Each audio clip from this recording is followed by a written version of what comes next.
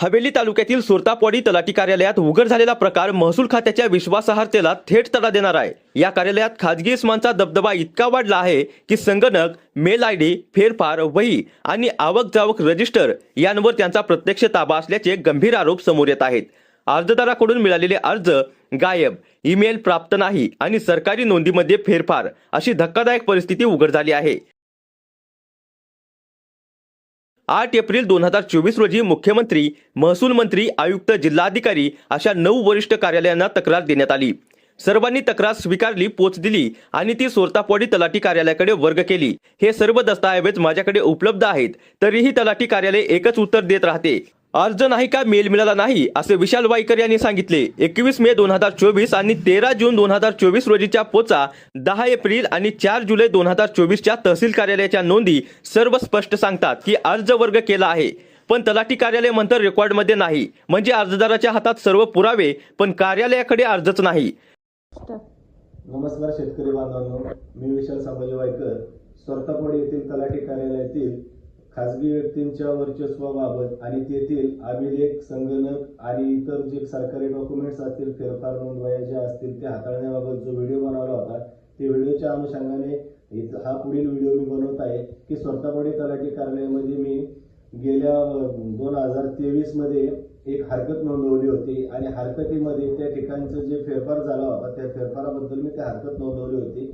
तर त्या हरकत नोंदवल्यानंतर त्या ठिकाणी माझ्या त्या हरकतीवरती कुठल्याही प्रकारची सुनावणी घेण्यात आली नाही, कारण की कुठल्याही प्रकारची हरकत नोंदवली असता त्या हरकतीचं जे रेकॉर्ड आहे ते नमुना गाव नमुना 6 विवादग्रस्त प्रकल्पाची नोंद या ठिकाणी त्याच्यामध्ये ती नोंदवली जाते आणि त्याच्यावरती मंडल अधिकारी उरुळे कांचन या ठिकाणी त्या हरकतीवरती सुनावणी घेऊन त्या हरकतीचं निरसन केलं जातं। त्याचबरोबर कुठल्याही प्रकारचे आवक जावक नसताना त्या ठिकाणी नोंदवले गेलेले सातबारे जे आहेत त्या सातबाऱ्यावरती मी आवाज उठवला होता। त्या आवक जावक रेकॉर्ड तपासले असता माहिती अधिकारामध्ये ते रेकॉर्डही मी काढून घेतले होते, त्यामध्ये कुठल्याही प्रकारची एंट्री नसताना त्या ठिकाणी सातबारे नोंदवले होते आणि त्या सातबाऱ्यावरती मी ती हरकत घेतली होती। त्यातील त्या हरकतीचं माझं निरसन कुठल्याही प्रकारे केलं गेलं नाही। त्याच्यानंतर मी त्याच्या पुढे जाऊन त्याच्या विरुद्ध आवाज उठवण्यासाठी महसूलच्या सीएमओ कक्ष, मुख्यमंत्री एकनाथ शिंदे यांच्या आणि त्याचबरोबर महसूल मंत्री राधाकृष्ण विखे पाटील आणि सोबतच महसूलच्या 9 कार्यालयांना मी दिनांक 8/4/2024 रोजी एक अर्ज दिला होता। त्या अर्जामध्ये संबंधित गैरव्यवहार झाल्याप्रकरणी सर्व माहिती त्या ठिकाणी त्या अर्जामध्ये मी ती दिली होती आणि सोबतच त्या अर्जाची मी प्रत्येक कार्यालयाकडून मिळालेली पोचही त्या ठिकाणी घेतली होती। त्यानंतर त्या महसूलच्या 9 कार्यालयातून त्या अर्जावरती जे काय आहे कारवाई करून त्याचे आदेश महसूलशी संबंधित खालील सर्व कार्यालयांना त्यांनी पारित केले होते आणि ते पारित केलेल्या अर्जाच्या वेळोवेळी मी मुख्य अर्जावरती पोचही घेतल्या होत्या। त्यातील बऱ्यापैकी जे सर्वच अर्ज आहेत ते अपर तहसीलदार कार्यालय लोणी काळभोर या ठिकाणी प्राप्त झाले होते, त्याच्या पोचही मी मूळ अर्जावरती घेतल्या होत्या।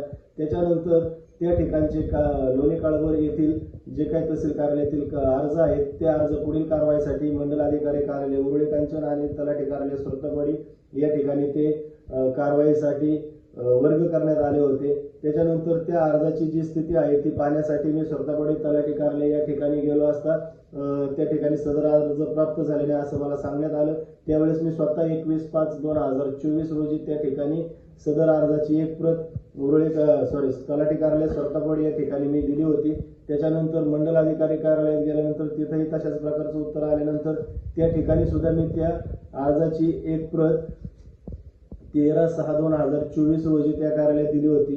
त्याच्यानंतर अपर तहसीलदार कार्यालय यांच्याकडनं सदर अर्जाच्या चौकशीसाठी 4/7/2024 रोजी माहिती अधिकाराअंतर्गत त्या ठिकाणी अर्जाच्या कारवाईवरती झालेला जो कारवाई आहे त्याच्याबद्दल अहवाल मागितला होता। तर त्या अहवालाला उत्तर देताना त्यावेळेचे निवृत्ती गवारी तलाठी जे आहेत त्यांनी त्या अर्जाच्या उत्तरामध्ये दिनांक 10/4/2024 आणि 4/7/2024 माहिती अधिकाराच्या उत्तराअंतर्गत त्यांनी त्या ठिकाणी ईमेलद्वारे आमच्या कार्यालयाला कुठल्याही प्रकारचा अर्ज प्राप्त झाला नाही असं 16/7/2024 रोजी त्यांनी त्या ठिकाणी उत्तर दिलं होतं। तर मग मी दिलेला 21/5/2024 अर्ज तोच होता आणि ईमेलद्वारे त्यांना प्राप्त झालेला 10/4/2024 आणि 4/7/2024 माहिती मागितलेल्या अर्जाचाही तोच पुरावा होता। जर हे का अर्ज त्या ठिकाणी ईमेलद्वारे प्राप्त झाले होते, व्यक्तिशाही मी स्वतः दिले होते, त्याच्या पोचही माझ्या मुख्य अर्जावरती आहेत, तर मग हे अर्ज गाळ झाले कुठं? फेरफारचं तर झालंच, त्याच्यानंतर हाही अर्ज गाळ झाला तर संबंधित ईमेलद्वारे जे अर्ज मिळतात त्या अर्जावरती जर तुम्ही काय कारवाई करायचं सोडून ते गाळ झालेले उत्तर देत असेल तर ते उत्तर समाधानकारक नव्हतं. त्यावरती मी पुन्हा 16/8/2024 रोजी त्या अर्जावरती हरकत नोंदवली होती की अपील केलं होतं की संबंधित अर्जाची जी दिशा आहे त्याची मला ही मिळावी, कारवाई मिळावी. तर मला त्या अपीलवरती कुठल्याही प्रकारची सुनावणी घेण्यात आली नाही. त्यानंतर त्यावेळेची ते निवृत्ती गावारीत तलाठी आहे त्यांची बदली झाली. त्याच्यानंतर सुधीर जायव हे तलाठी त्या ठिकाणी आले. त्याच्यानंतर त्याही तलाठ्यांची बदली झाली. भारती भाऊसाहेब या ठिकाणी तलाठी आले. अशा आतापर्यंत 3 तलाठी त्या ठिकाणी बदलण्यात आले. स्वतः मंडलाधिकारी यांची त्या ठिकाणी बदली झाली. एवढं सगळं होऊनही संबंधित कारवाई आदेशांवरती महसूल